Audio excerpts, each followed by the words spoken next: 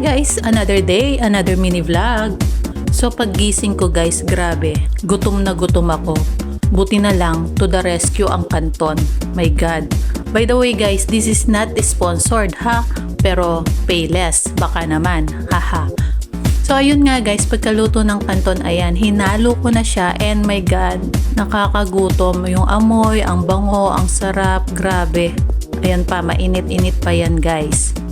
And wag nyo palang panonoorin ito ng madaling araw kasi sigurado magkikrave at magkikrave kayo ng Canton.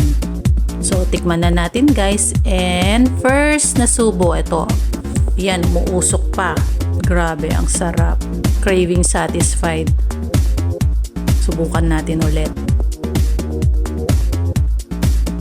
Isang upuan lang ito guys, sigurado ubos na sa akin. Ayun lang. Thank you so much for watching. Bye!